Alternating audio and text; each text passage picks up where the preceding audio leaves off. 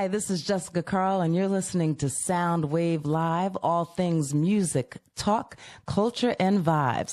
Now, today's episode is very, very special. Our very own JUAN COON interviews Tony Crush of the Cold Crush Brothers.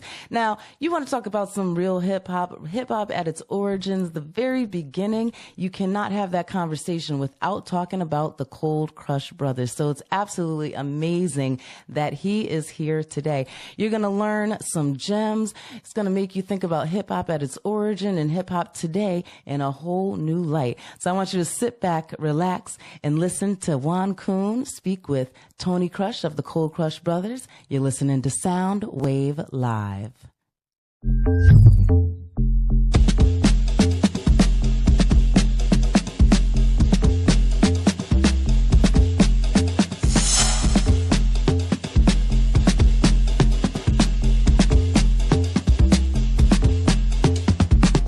Once again, I'd like to welcome everybody to Soundwave Live. My name is DJ JUAN COON, and today we have a distinguished guest in the studio, finally.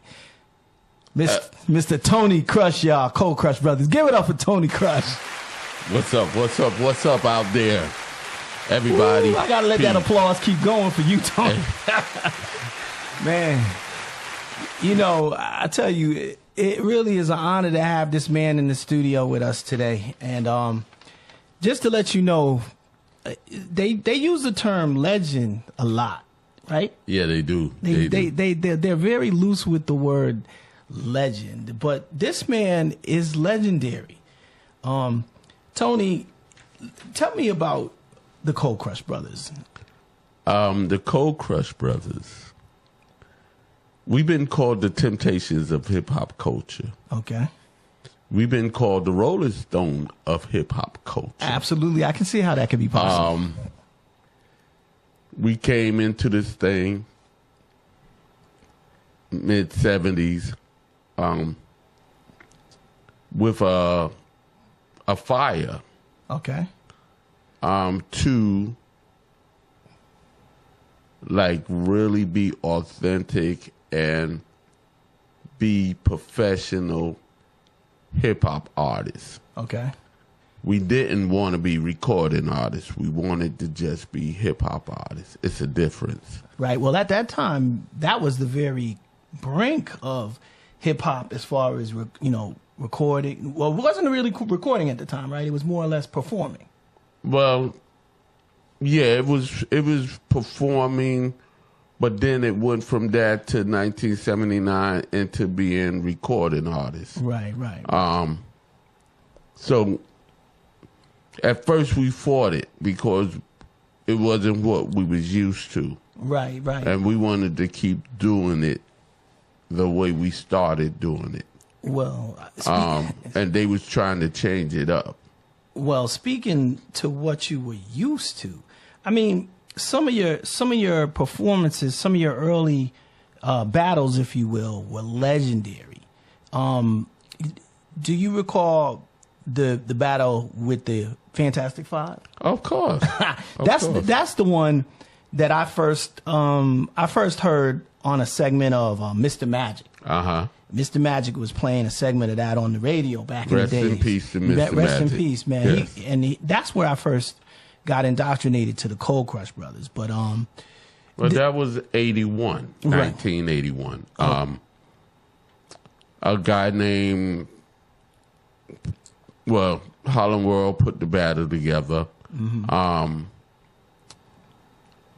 It was $4,000, winner take all. Okay. We was rivals in the streets, and they was doing their thing, and we was doing our things. Right before the actual show, he came to us and said, "Yo, the winner could take 700, and the loser could take 300." And I looked at him and said, "Nah, it's all or nothing." They tried to change up the rules. Yeah, I said, it's all or nothing. Okay. That's what a battle is. Right. You put it all on the table, and you do your best. Okay. About how many people would you say were in the venue at that time? I think Harlem World might have held like 800 to 1,000 people. Okay. They might have had 1,500 in there. Mm-hmm. You I mean, it was to the edge of the stage. It was packed. The excitement was crazy. Yes, the excitement was crazy. But we lost. Right. We lost, but we learned a lot. We lost, but we learned a lot. If you listen to the tapes, you would not understand how we lost, but we lost. Right. Well, let me ask you this question. At the time, Cold Crush was a unit that had 2 DJs. Yeah. We tried 3 DJs, but 3 DJs never worked out. Oh, really? Who was the third DJ? We had a dude named Cool D down with us for about a month. Mm-hmm. We had another guy, Mighty Mike, down with us for about a month. Mm-hmm. And we had Leslie G from the Disco Enforcers in Brooklyn. So we had a chapter out in Brooklyn as well. Okay. Cold Crush Brothers. Leslie G was with us for longer than a month. I mean, we still in contact. Okay. That's a hip hop gem right there. Yeah. I never knew third DJ just didn't work. We was already moving 6 people. Okay. Plus, sometimes we would go in places without security. Right. Maybe my god brother and my brother, but not the whole, group of security. Mm-hmm. But every place we went, Connecticut, Jersey, every place we went, we had to make it back home. Right. We was going to other people's hoods. Okay. And we wasn't going to Beverly Hills, Las Vegas, and we going to gymnasiums. We going to community centers, and we in other people's hood, and we had to make it back home. Well, that's dope. The experience. I mean, as a DJ at that time, and you're rolling with this crew. At the time, you probably didn't even know the legend that Cold Crush would become. No. I started off like that. No, I started off like that because I come from a group that's legend. I come from the Brothers Disco, the Funky Four, and the Funky 4+1. That's who I actually started with. Oh, wow. Word? So I helped build the Funky Four and the Funky 4+1. Uh-huh. So when I didn't actually break off. I was doing both at the same time. I was building Cold Crush, but I still was running with the Funky 4+1 at the time. Okay. And we still doing shows, and sometimes Cold Crush is doing shows with them. Okay. So, no, I learned a lot from being down with the Brothers Disco. Breakout brother Jazzy D, he had us sign contracts very early. I'm talking about 76, 77. Okay. Signed contracts with our position down with the group. Okay. So he's very organized. We got to being organized, and I brought that from there to the Cold Crush Brothers. Okay, so the foundation started there, and you brought it to the Cold Crush. So when people they just think about Cold Crush because that's what people know. Right. No, I had to go to school and learn. Mm-hmm.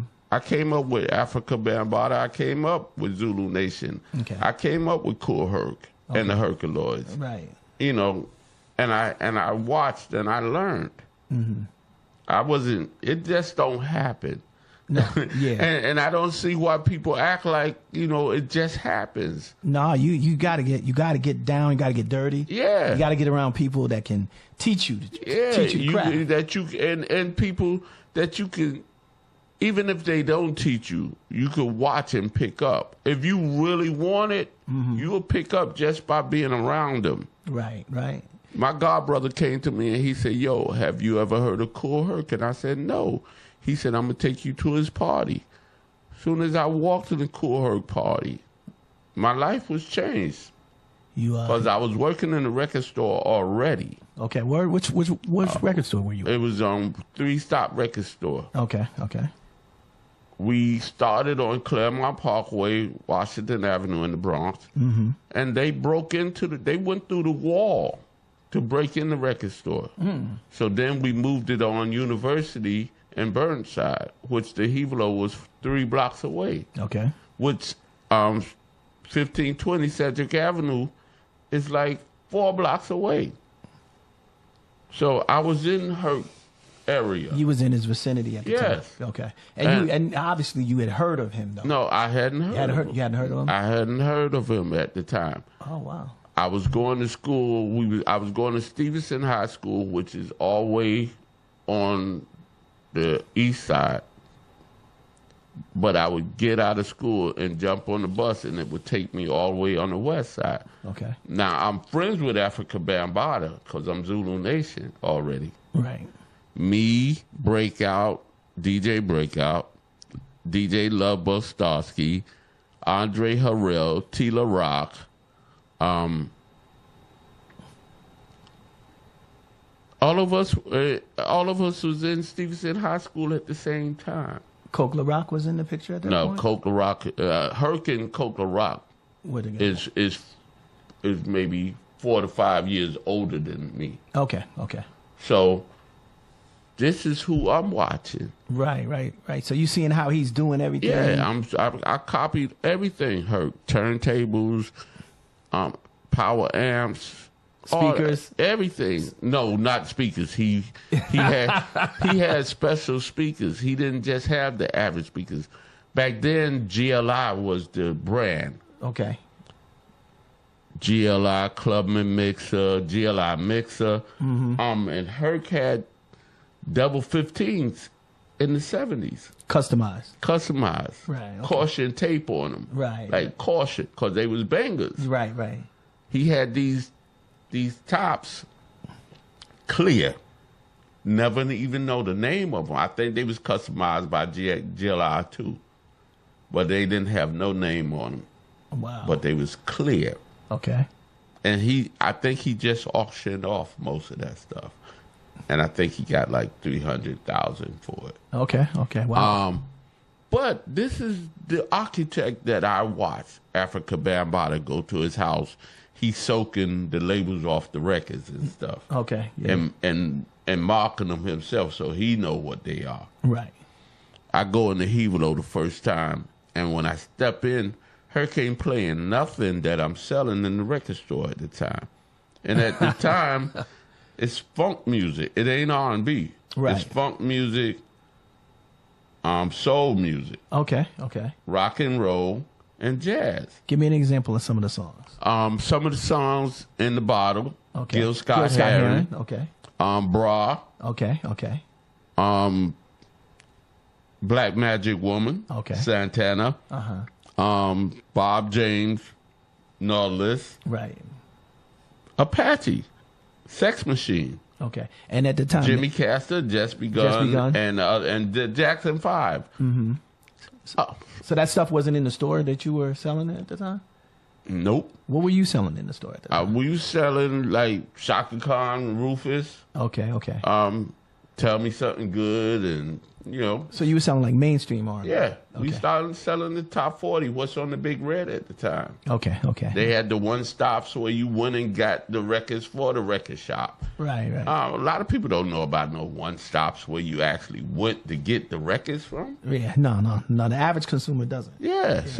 But the DJs though. Yeah. The DJs and the diggers. And they was disc jockeys at that time. Right. So I go in the Hevelo, and Herc is playing this music, and I go to the DJ booth, and I'm peeking because they got half of the glass painted black. Right. So I'm tiptoeing, trying to peek at what the record is, and he already got the tape on it. So you can't see. You cannot see the artist. He already got the name tape with tape on it. Wow, that's Till crazy. this day, it's a record that Herc played. I still don't know the name of it till this day because I won't ask him what the name was. Right, but you remember the record. But I remember the record. And he got 2 different versions by 2 different people. And he laugh at me every time he played. Tony, listen. He plays it for you now? Yeah. As soon as he'll see me walk in the spot, he'll put it on and laugh. Listen, I'm going to tell you something. What's crazy today, Tone, is that nowadays, with this cell phone, somebody can come and just Shazam what you play, Shazam your whole set. Isn't that crazy? Yeah, but back then, the thing was, learn on your own. Right, and also back then, no one had cell phones. Yeah. They didn't have cell phones. They didn't have this. They weren't in the parties watching their phone while people are DJing and none of that. And they going through all this diggers. The original diggers is from the beginning. Yeah, absolutely. So, and everything is embellished now. Right. Like, I'm doing this, I'm a digger. We've been digging from the beginning. From the very beginning. We've been digging and bringing stuff to life to people. Actually, digging is a part of the whole DJ journey. Yeah, real DJs. The real DJ journey. Because we didn't have computers and CD players, and we had turntables and records. Yeah, and being able to coming into a party with 40 crates of records. Right. 80 crates of records. Yep, and a crew to carry all that. And a couple of vans. And then at night you got to take it back. You got to take it. You got to put the records back in the sleeves. Yeah. Back in the plastic. And we had record boards. Okay, that's don't nobody mention the record boys. Nah, that's something. They had a job too. They got paid too. That's what's up. Because your record boy had to know what to give you. Mm-hmm. Or if you asked him for something, he had to know where to go right to it. And not only go right to it, but to put it back where it belongs. Yeah. So you could be and ready for the next gig. Crates, we had the brown crates, we had the white crate, but then we had the red crate where all the hot stuff is. And you knew that's where to go to when the party was rocking. Yeah. So, a lot of people are not asking the right questions. Mm-hmm. A lot of people ain't telling the right stories because they wasn't there. Right. They don't have the perspective to understand the culture. And I hate when people go straight to scratching and cutting. It wasn't that in the beginning. No. It was just playing the right music from beginning to end. And getting the crowd engaged. Yeah. Getting the crowd involved. They get in the circle and they start going in and out, and everybody's respectful of everybody's space. It's this big thing going on about where Puerto Ricans come in and at this thing. Okay, since you mentioned that, I mean, that's a big thing that's going around right now. And what's your take on that? Well, my take is the truth. Most of the people that's talking about it wasn't there at the beginning. Right. So they only talking about what they see, what they heard, or what they see. Not what they see, what they heard. Okay. Most of the people that's talking are recording artists. They're not hip hop artists. They're not true school. They didn't carry crates. Right. They didn't cut records. They went in the studio, made records, and then they toured. Okay. They did shows. Right. They missed all the park jams and all this and that. And now they just saying on what they heard. Yeah, it was a couple of Puerto Ricans around. Right. I say a couple. Because if you got a crowd of 1,000 and less than 50 of them is Puerto Rican, that's a couple. Right. So they're actively engaged in the party. Well, yeah, because some of them had black friends and they came to the party with their black friends. Some of them was dating black women. Some Puerto Rican women was dating black guys. So, yeah, they wound up in the party. But they wasn't a DJ or MC.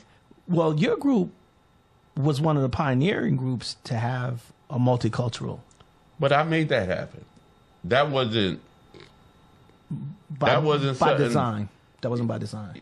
No, it was by design. Okay. I seek this person out when I find out about this person. I seek them out. I say, "Yo, set up a meeting with them." Right. Because soon as I told this dude, I said, "Listen, I want to start my own group," and he said, "You ever heard of Charlie Chase?" And I said, "Nah, I never heard of him." He said, "Well, he's Puerto Rican and he want to do the same thing." I said, "Well, set up a meeting." Oh, that's dope. Because soon as I heard he was Puerto Rican, I'm saying, bring the coaches together. And I'm thinking, okay, if we bring these two cultures together, our party will be twice as packed. Right, absolutely. I'm thinking, ching, ching. You know. But you probably didn't understand the bigger cultural ramifications of doing that. Well, I didn't think. You didn't think in that. Because, if I'm telling the truth, they didn't really want to be around us. Mm-hmm. Mm-hmm. And it's only few that was accepting of having a black friend. And that's what I mean. But his family didn't want him to have a black friend. And that's what I mean about the cultural ramifications of doing it, because it's like uniting everybody. Music is the universal language. Yes. And people unite and come together behind music. And I say, I give Herc and Bambaataa all the glory.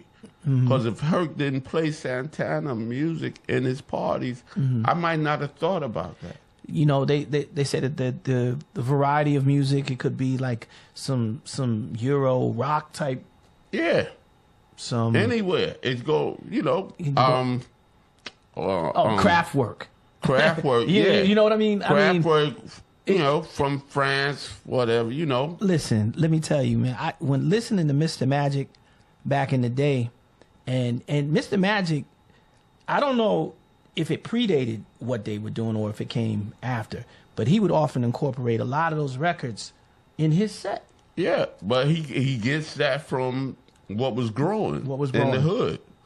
Absolutely. And he was on WHBI. WHBI, yeah. And eventually, and then BLS. Yeah, they brought him over to BLS because he had grasped on to us, and he got their attention quick. That's who we need on our station. Let me tell you something. I used to work at BLS. I was an intern with Frankie Crocker, and so I was there actually at that time when Magic was there, working with Fred Buggs, Bobby Condors. Yeah, know 'em all. P-Rock. Yeah, know 'em all. And let me tell you the funny thing. I remember back in the day when radio, you couldn't play hip hop on radio. Nah. Because they were scared of it. They didn't know. They didn't understand. It didn't have no actual direction to people that was grown, older than us, grown. Right. None of them stepped in to help us. They was, you know, just real dismissal, you know, towards the whole culture. Because they didn't understand it was being directed to a culture. They just thought it was nonsense that we was doing. Right. They didn't understand the expanding implications. And of the we music. didn't know enough to explain it to them. Right. Because it wasn't even being called hip hop at the time. We was just jamming. We were just creating. You were just vibing. A vibe, yeah. Yeah. But it went from gangs in the street to Wall Street. It went from gangs in the street hurting each other to taking off the colors and let's be friends. Let's party. Yeah. And you can't go on the next block in the Bronx. And the Bronx, nothing like it. You know, I saw certain people talking about the Bronx being dirty. Well, if you think the Bronx is dirty now. Back then? Back then, it was a war zone. Yeah. You know, anytime you could look 4 to 6 blocks of rubbish. You could see from 150th Street to 130th Street. Right. No buildings, just rubbish, blocks of rubbish. Wow. That when they said the Bronx was burning, that's what was going on. So from hip hop, from your introduction to Cold Crush, that brought you to the movies. Yeah, well, the movie Wild Style It wound up being a movie. Okay. At first, it was a documentary. Mm-hmm. It was supposed to be a documentary of graffiti, but it was so slow. They wanted to add some energy, so they seeked us out and said, "Yeah, we'll do it." Gave us a contract. Took the contract home. My mother looked at it and said, "Well, why would they want y'all in the movie?" And she never even tried to read it or whatever. She ain't say, "Okay, let's get a lawyer" or anything. Right. So we signed it ourselves. Okay. And you signed it, and the rest is history because you're in the movie. Yeah, but you know, years later, I'm saying, "Yo, we need to put an injunction on this and renegotiate and get we some. signed it. Most of us was underage. We shouldn't have been able to sign it in the first place. Okay. But he took it. Mm-hmm. We get 1% of the gross of the movie to split 6 ways. We still getting checks today. And that's a blessing right there. But but they $5 checks. It could have been more. Yeah, it could have been more. You know, because I mean, Charlie Ahern, sweetheart, you know. Uh-huh.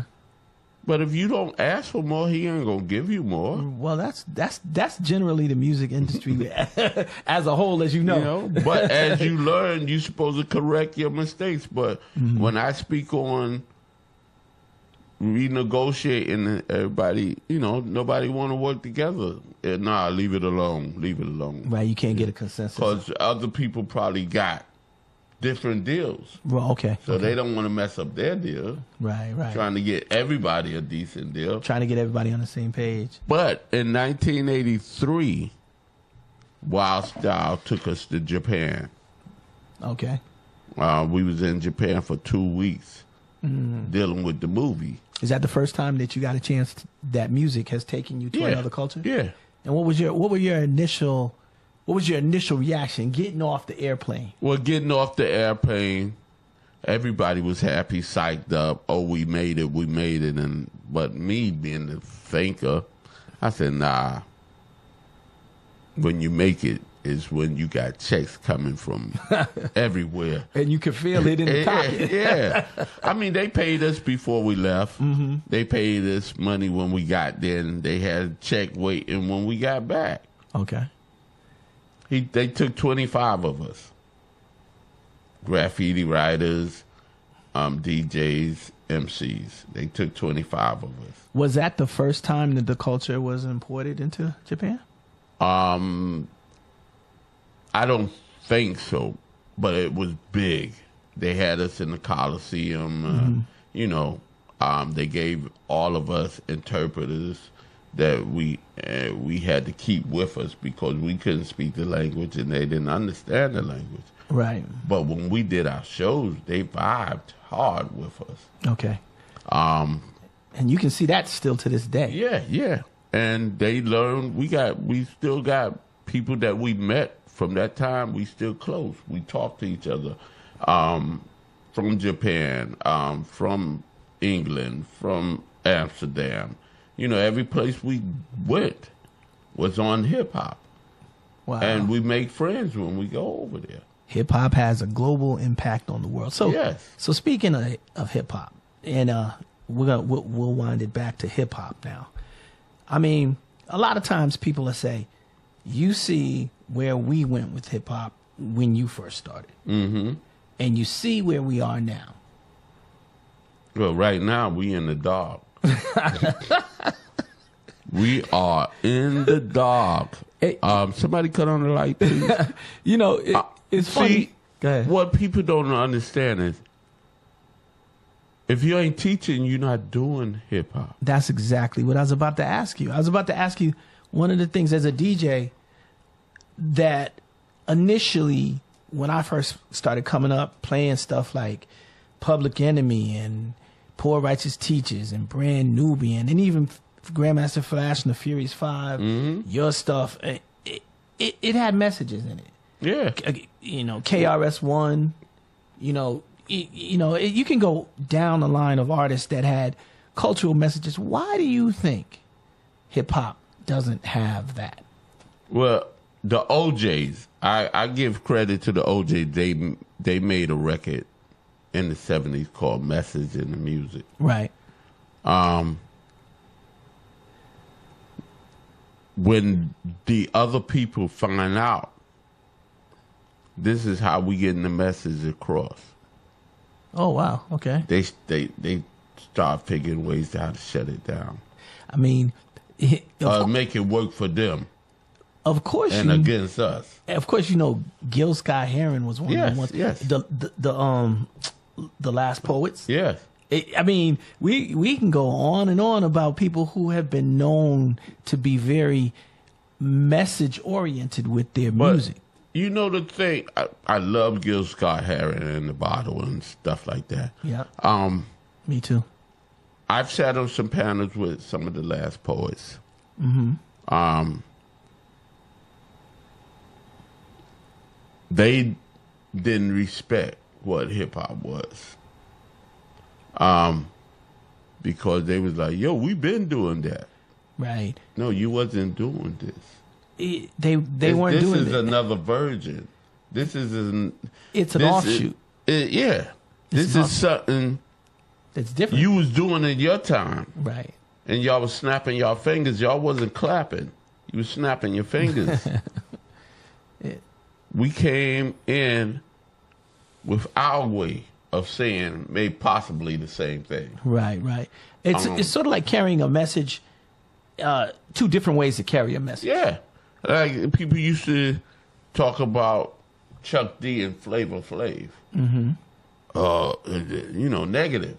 And I said, well, Chuck D brings to people one way and Flavor brings it to them another way. I'm telling you, as far as Public Enemy is concerned, I think Public Enemy was genius. And because Chuck said what he had to say and Flavor was the entertainment aspect. But the two combined.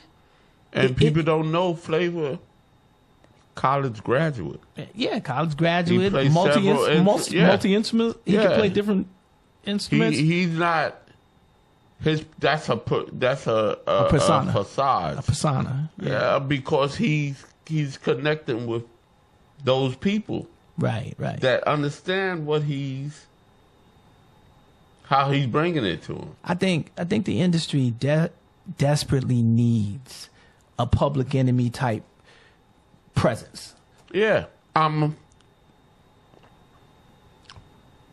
Through what they named hip hop, I'm gonna say through what they named hip hop, because we didn't name it hip hop. Uh-huh. We gave a term and they took it and made it a name title of it. Okay. Big Company took the title and named it that. Right. We didn't say this is what it is. Right. That was just a phrase that was being used by Keith Cowboy and Love Buck Starsky. Rest in peace to both. Okay. But we give them the credit for coming up with that. Mm-hmm. So Big Company could put that title on it. But people want you to have the ABCs in front of your name or behind your name to follow you or to understand you or to listen to you. To validate you, too. Yeah. Yeah. I went to the 13th grade. Mm-hmm. But when it came time for me to walk away from hip-hop, I said, no, that ain't what I want to do. And I put my group together with thought. That absolutely. With thought. It wasn't like, okay, we just doing this. Like my ex-wife was like, oh, this is your hobby. Yeah. I don't know too many people get in for museums off a hobby. Well, I mean, speaking of museums, Smithsonian. Yeah. And that's, that's Smithsonian. You're inducted into the Smithsonian. Yeah, and I was telling people that. And then people would go and see my exhibit and then they would call me like, yo, you in the Smithsonian? I told you that. Well, that's but I didn't. But they think, you know, a picture on the wall or something. No, it's I got half a basketball court. It's a deeper indication of your impact on society to be nominated to be in an exhibit. Because you are a part of culture as we know it, and that's I turned it you. down. I turned it down at first Initially. Yeah. Okay. Yo, we want. Never mind, because I was already in 3 museums, and I wasn't getting. You know, I'm not getting nothing out of it. So why be in this one? Well, you know, one of the things is, personally, you may not think you're getting anything out of it, but everything that you've done to validate you to be here today is something that needs to be preserved. But you know what the best thing about that was? What's that? The lady came to my house from the Smithsonian. Mm-hmm.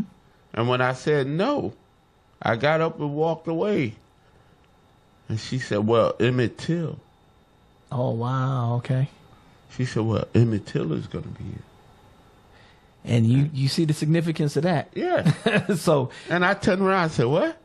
He said, yeah, his mother donated the first casket that he was buried in. They dug it up, and they buried him in another casket.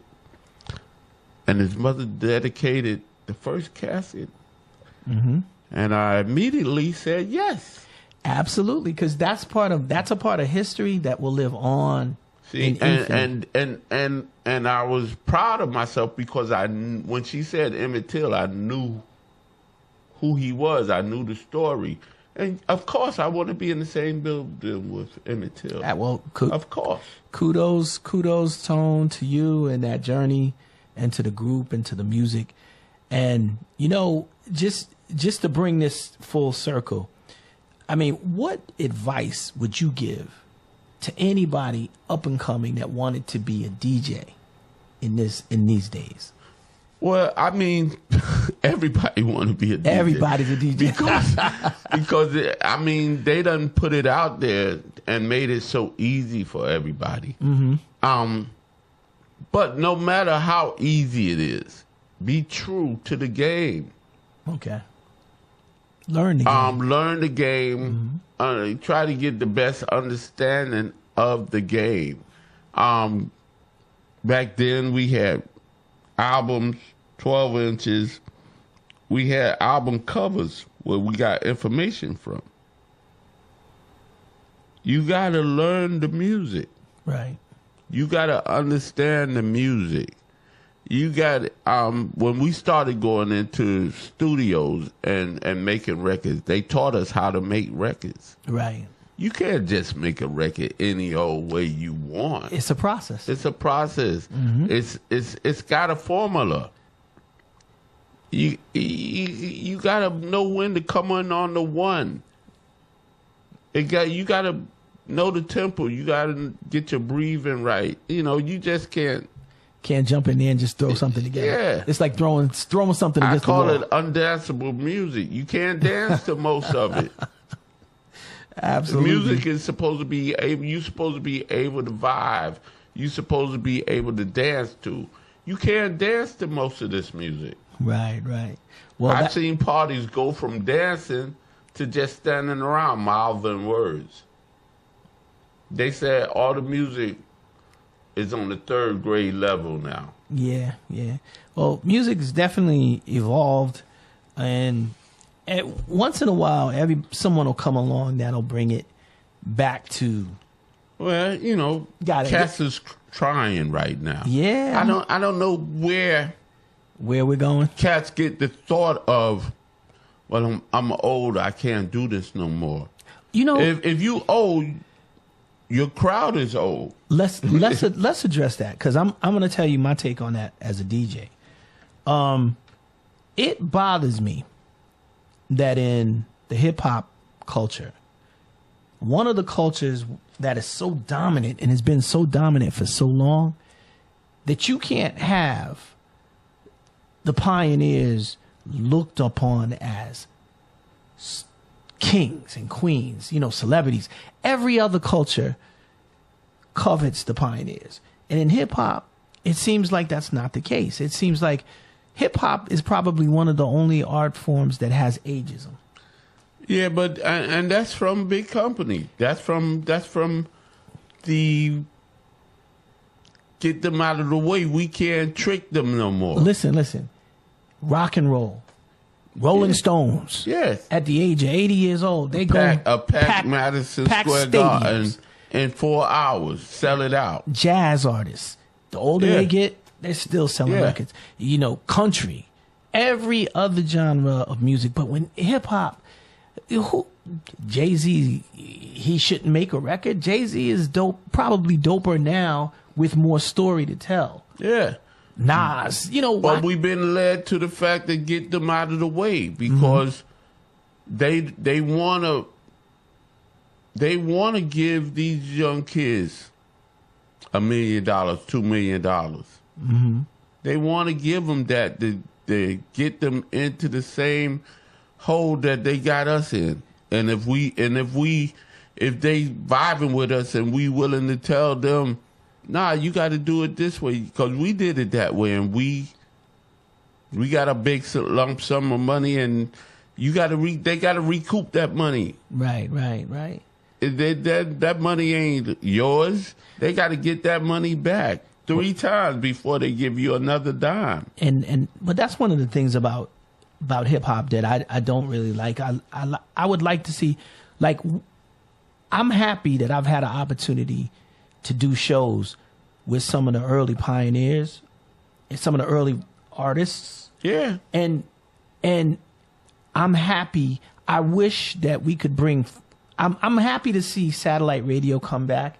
I'm happy to see shows like LL's Rock the Bells. Yeah. So that people can feature, you know, people's music from back in the days. I think that hip hop needs to have a place, and I think that all voices need to be heard. Yeah. And, I mean, long as they saying something worth hearing. Worth hearing. And not negative and, you know. Bad for the culture. You want to be known because you got a big behind? Like, what's the award for that? Yeah. So let's just hope that it's important for somebody to see an interview like this from you, because this is the message that you're sending to them. And yeah, Nicki Minaj, Cardi B. I like their style.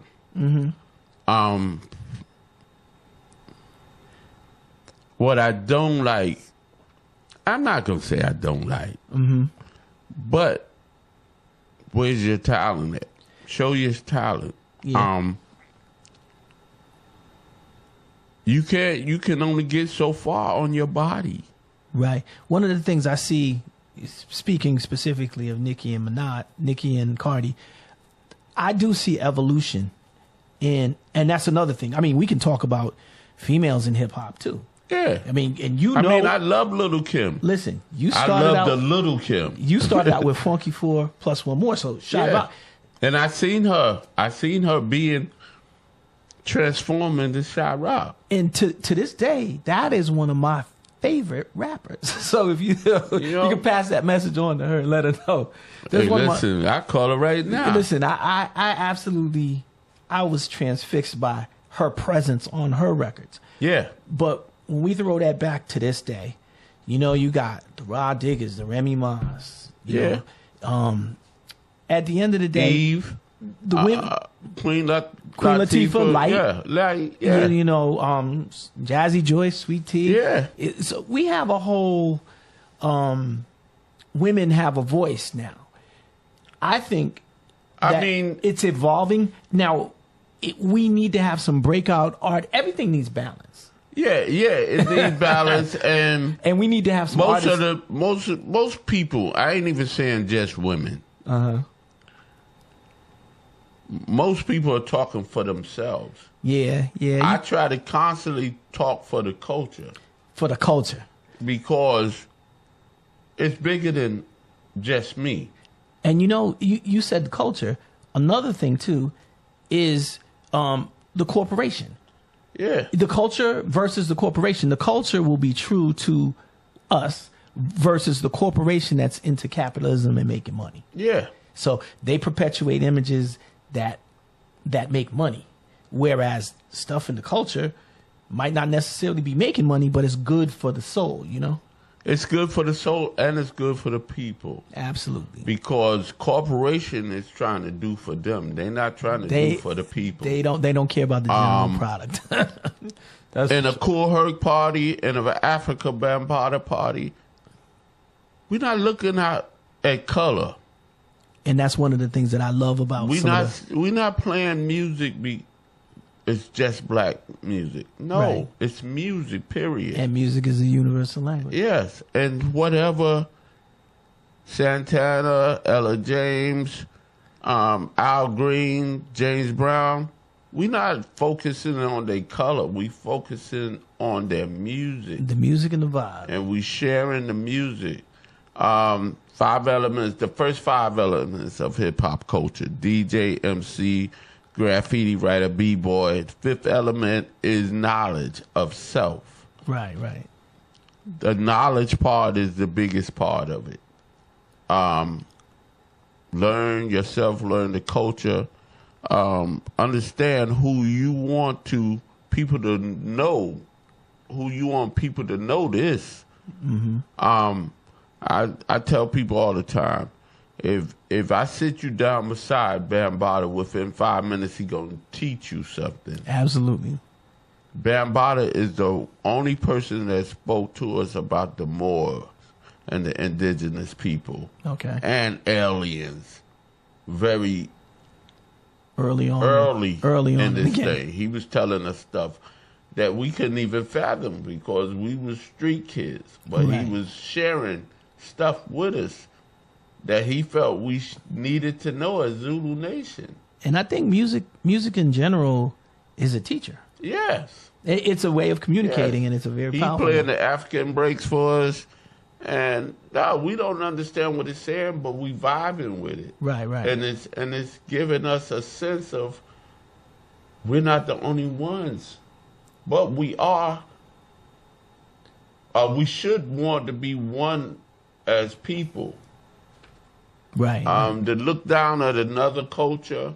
I mean, I be places and I heard people talking other language, and I asked them, "What language is that?" Mm-hmm. Because I'm interested. I don't know what they're saying, Right, right. but I'm interested. And you're learning. Yes. You're expanding your knowledge. Yeah. You even if you just waking up another part of your brain to ask the question. Right, right. Well, Tone, man, listen, we could probably go on for 2 hours, man. Hey. I'm just happy to get you here.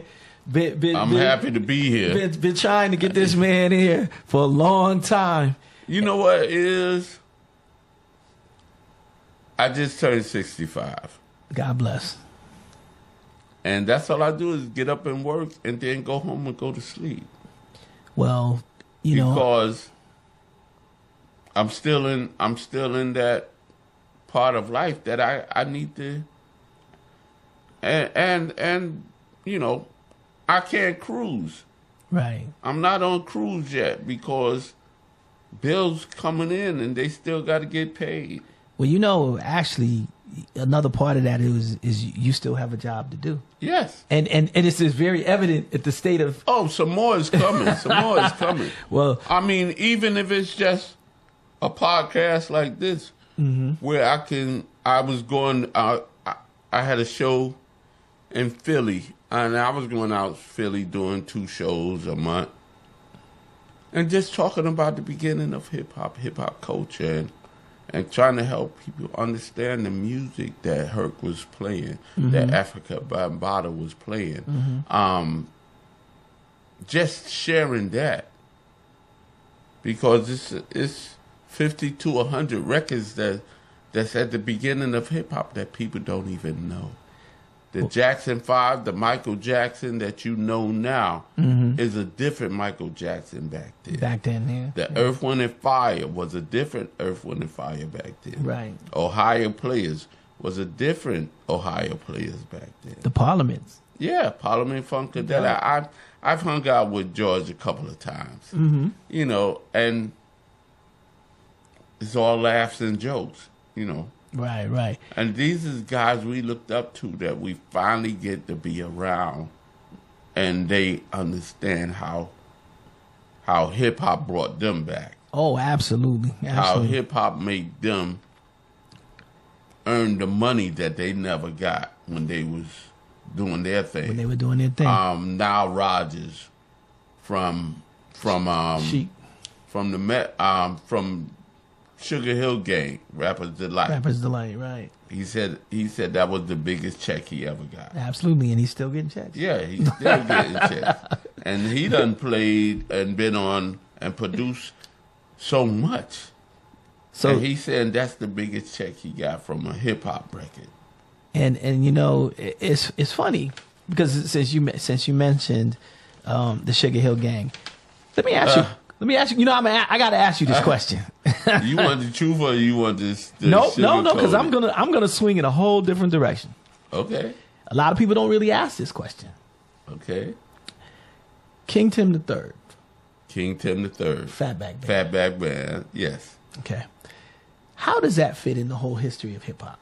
You see how I phrased that question, right? You see how I phrased it, right? That came out before Sugar Hill Gang. All right. It came out about maybe 3 weeks to a month before. So for the record, that came out before Rapper's Delight.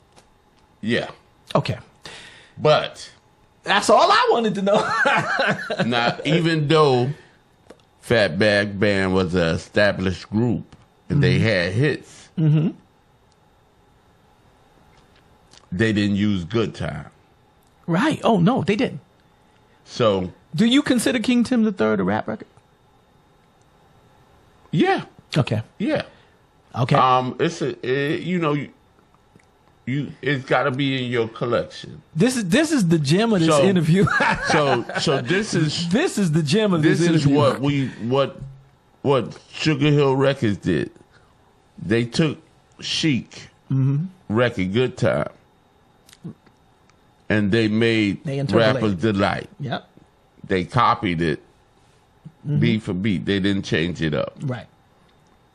At that time, they was telling us we couldn't copy records. We couldn't use the records. You couldn't use the original Yeah. recording. We had to do it with a band because that's what they was used to. Okay. Making records with bands. Right, right.